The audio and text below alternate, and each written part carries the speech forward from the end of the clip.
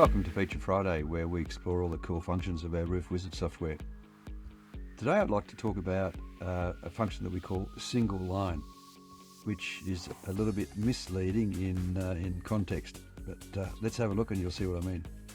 So as you all know from your training, one of the key checks in our software is to show the line types.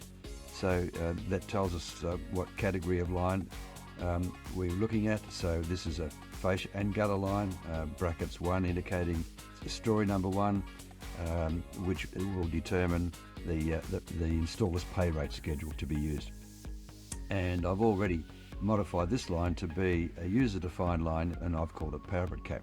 But what's this single line business? If we go to cover, flashings, and you'll notice here that I've specified a custom profile parapet cap, but in fact to finish off that edge of the roof I need other material.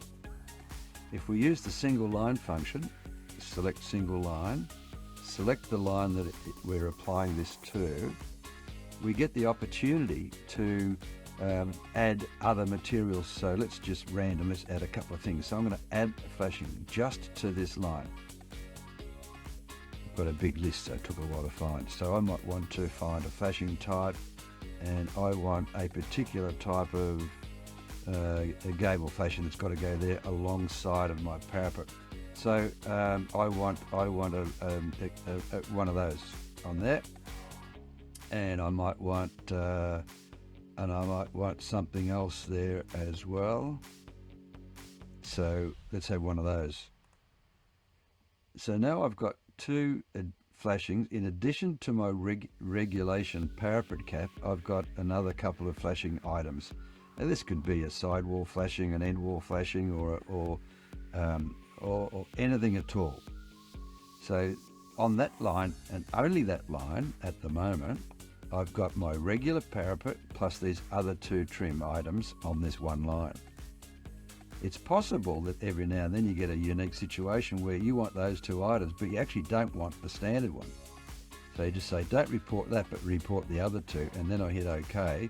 And then I go around and say, well, what else do I want to change? And so you select a couple of the other lines. Regardless of the line category, I'm getting those other variations to the trim that goes on that line. So that when I now generate a cutting list, which now incorporates those other items that were specific to the parapet cap line. And by the way, all the accessories all come through and all that as well. So spend a bit of time exploring the option single line, and you will see that how powerful that is for creating what amounts to an assembly on the fly. So if you've got a roof edge that requires half a dozen different components, don't panic. Use the single line function, add as many components to that line as you need, and all the items and all the accessories will be automatically included in your quotation. So hopefully that helps. Any questions, drop us a line, ray@applicad.com. We'll see you next Feature Friday. Take care.